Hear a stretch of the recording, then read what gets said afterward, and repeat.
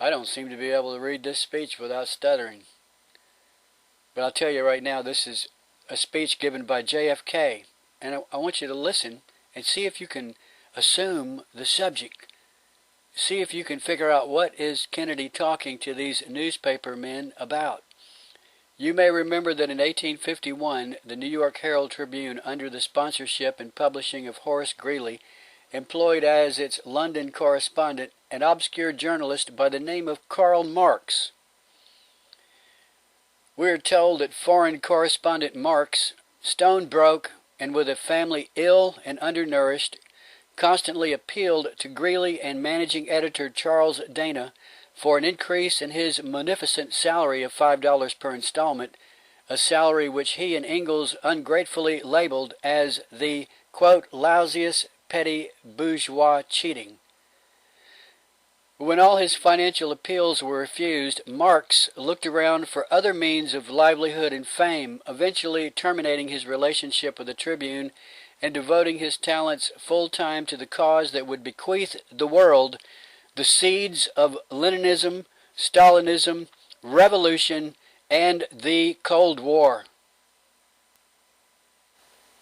Kennedy is giving a speech to a group of newspaper men assembled at the Waldorf Astoria Hotel in 1961. He says, Mr. Chairman, ladies and gentlemen, I appreciate very much your generous invitation to be here tonight. You bear heavy responsibility these days, and an article I read some time ago reminded me of how particularly heavily the burdens of present-day events bear upon your profession. You may remember that in 1851, the New York Herald Tribune, under the sponsorship and publishing of Horace Greeley, employed as its London correspondent an obscure journalist by the name of Karl Marx. We are told that foreign correspondent Marx, stone broke and with a family ill and undernourished, constantly appealed to Greeley and managing editor Charles Dana for an increase in his munificent salary of $5 per installment, a salary which he and Ingalls ungratefully labeled as the lousiest petty bourgeois cheating.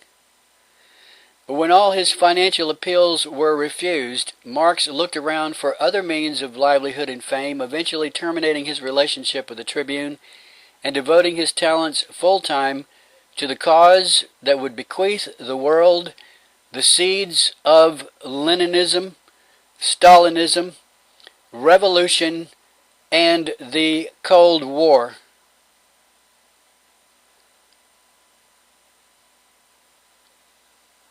Excuse me, but I think Kennedy's talking about communism.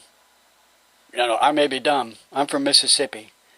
But I think Kennedy is talking to the newspaper men about Karl Marx and his revolution, his communist revolution that spread by way of the Soviet Union. And I think he's against it. I think he's against it. You know, I'm from Mississippi and I'm stupid. But I looked up a quote from this speech. And I saw that the conspiracy freaks are all over the internet with their links, their websites, their references to the words where Kennedy says that we oppose a conspiracy that's ruthless and monolithic. We'll hear that quote in this speech if I continue to read it. And the conspiracy freakazoids want to pretend that Kennedy is talking about you name it. It gets so bizarre, some of them even say that Kennedy is talking about UFOs. UFOs. Aliens from another world. And some of them, most of them, like the Paultards, say that Kennedy was talking about the Rothschilds, the banking cartel, the Jewish bankers who control the world. They want to pretend that Kennedy was exposing the Rothschilds in this speech, and that's why he was assassinated. There's a lot of garbage on the internet. But what I want to point out is that Kennedy opposed communism. It doesn't matter to me what all these freakazoids say. I don't care. The fact is, Kennedy said, we oppose a conspiracy that is monolithic and ruthless. And so I looked up the speech. It looks to me like he's going to talk about communism. This is all I've read, the beginning. If only this capitalistic New York newspaper had treated him more kindly, if only Marx had remained a foreign correspondent, history might have been different.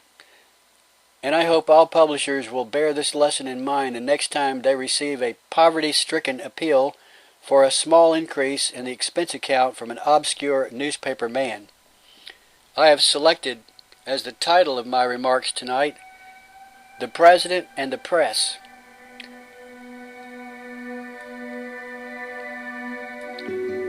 Some may suggest that this would be more naturally worded, the President versus the press.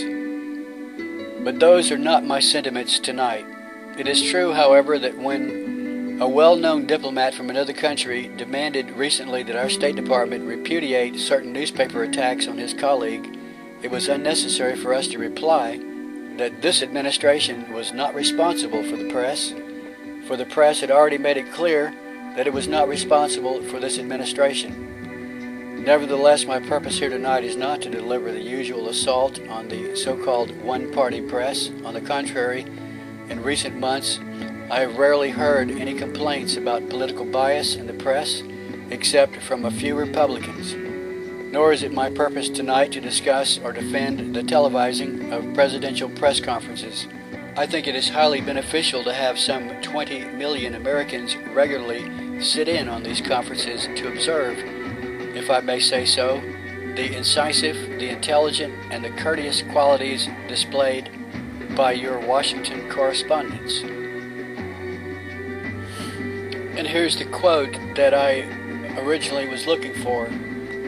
Kennedy says, it requires a change in outlook, a change in tactics, a change in missions by the government, by the people, by every businessman or labor leader, by every newspaper.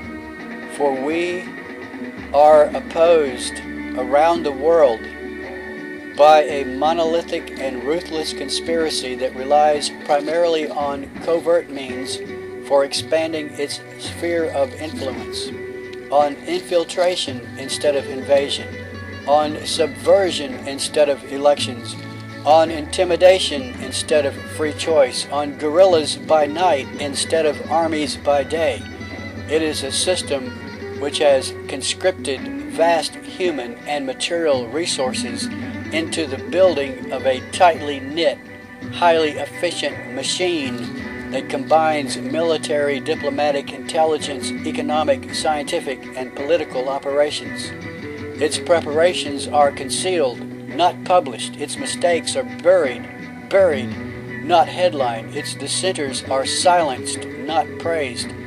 No expenditure is questioned, no rumor is printed, no secret is revealed. It conducts the Cold War, in short, with a wartime discipline no democracy could ever hope or wish to match.